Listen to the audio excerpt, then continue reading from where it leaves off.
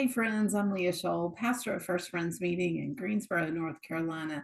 I'm really grateful that you've taken some time to be with me here today. I'm actually making this video on Friday, St. Patrick's Day. So we've got green in the background, I've got some shamrocks on, and you might even hear some Irish music tingling in the background. My husband's last name is McCarthy, so be strong and courageous. Do not be afraid, for the Lord your God is with you wherever you go.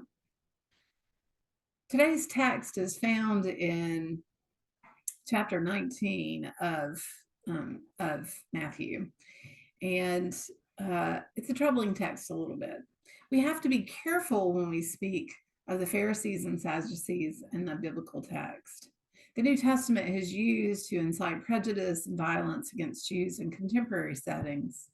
Today's verses and the stories like it often paint these religious folks as hypocritical or evil.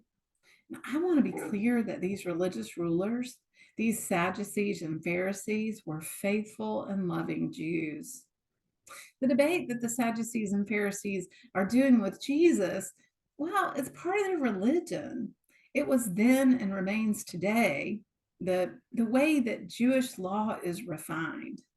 The rabbis and the other learned individuals debate points of view, refining their doctrine with mostly good-natured debate. Their understanding of the law gets better with arguments from the community. So here's Jesus and the religious muckety mucks in a debate on which commandment is the greatest.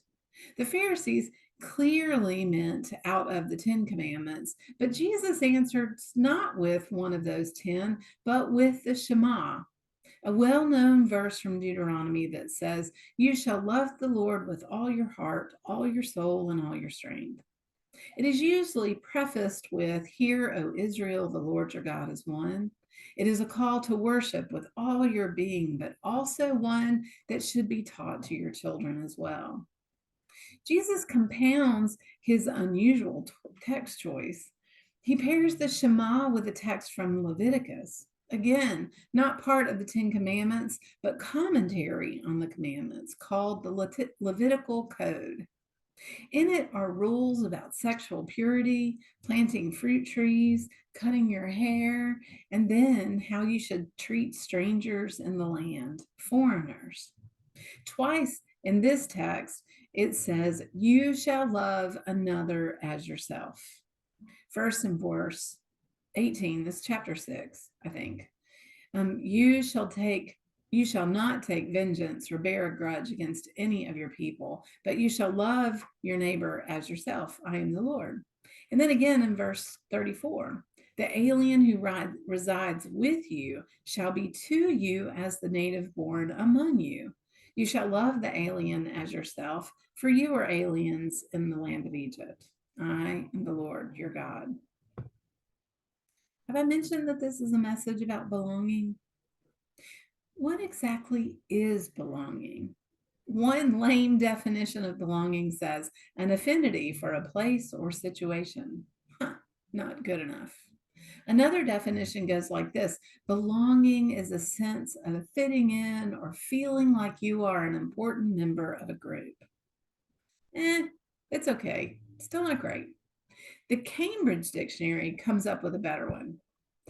Belonging is a feeling of being happy or comfortable as part of a particular group and having a good relationship with the other members of the group because they welcome and accept you. I believe that when Jesus paired these great commandments, it's a roadmap of belonging. Love God with your self-made whole, your intellect, emotions, and intuition. Love others, neighbor and alien, and love yourself. Notice that belonging doesn't happen alone. It takes a community. According to Cole Arthur Riley, a community can mean a household, a local body, a shared identity that stretches across the globe.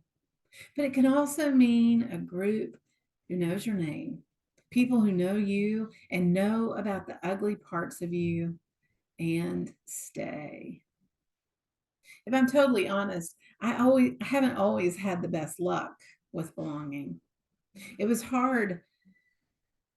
I went to 16 different schools before I graduated from high school. And as an adult, I've lived in 8 cities, served 6 congregations, belonged to 2 others. I have rarely felt that sense of belonging as attached to my family, a congregation, or a place. I find these words from Cole Arthur Riley to be true. If you go without belonging for long enough, if you've known the sting of betrayal, you can end up manufacturing an identity from your alienation. To protect yourself from the reminder and risk of exclusion, you begin initiating distance on your own, calling yourself a loner or independent. This becomes a form of lived escapism as you run from the belief that you will be rejected again or that you cannot trust again. But a life lived with trust only in the self is exhausting.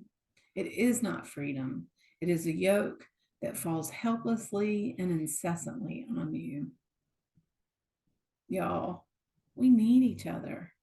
It's never been more obvious than it was in the throes of the pandemic. We really need community and we really need them to be close. But how do we build belonging? Dietrich Bonhoeffer writes, in a Christian community, everything depends on whether each individual is an indispensable link in a chain. Only when even the smallest link is securely interlocked is the chain unbreakable. A community which allows unemployed members to exist within it will perish. And clearly, Bonhoeffer was not thinking about unemployment in the economic sense. But it is clear that each part of the community affects the whole of the community, and the community's survival is dependent on all the parts. So, the roadmap to belonging, love God, love others, love yourself, means that each of us has to do that work in order to help the community survive. And what is that work?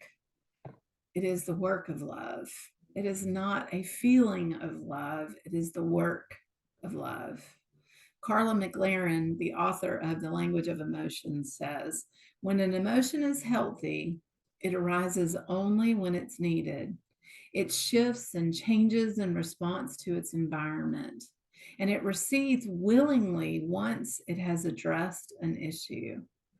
When love is healthy, it does none of these things. If emotions repeat themselves endlessly or appear with the same exact intensity over and over again, then something's gone wrong. Yet real love is a steadfast promise that repeats itself endlessly through life and beyond death. Love does not increase or decrease in response to its environment, and it does not change with the changing winds. Love is not an emotion. It doesn't behave the way emotions do. Real love is in a category of its own. And she continues, I can be furious with people I love, frightened of them, and utterly disappointed in them. But the love never wavers. If my loved ones are too damaged or dissimilar for our relationship to work, I don't stay with them and I don't let them keep my credit cards, but I don't stop loving them. Love lives in a realm far deeper than the emotions. So in community, we do the work of love. As I said in a message not long ago, this means we seek that of God in everyone. We set our expectations and honor others' expectations. And we're always kind. We're always kind. But I may have left something out, and that is vulnerability. A survey was sent around the Philadelphia yearly meeting, and nearly all participants relayed that they saw their monthly meeting as a potential support to them. The next question on the survey was, would you turn to your meeting for support and help? And the answer was a unanimous no, I would not, but I am glad it is there for others. How can we have true community if we don't share who we really are and what we really need? Ugly parts and all. It is in that deep community where we are truly known and truly loved that we own up to our good parts and our bad parts, and that we grow in our skills to do better. It's safe to practice caring for and being cared for. When I first started thinking about belonging, I really wondered whether belonging should actually be in the list of emotions. It seems like a feeling, but as I work through this, I see that it, like love, is not an emotion at all. It is a practice. In the words of Cole Arthur Riley, belonging is both a gift received and a gift given. Amen. Amen. So I'm going to invite you now to take a little time, have a little waiting worship of your own. And may this query guide you. When and where have you received belonging? And how have you given it? Thanks for being here. I love you and I love being your pastor.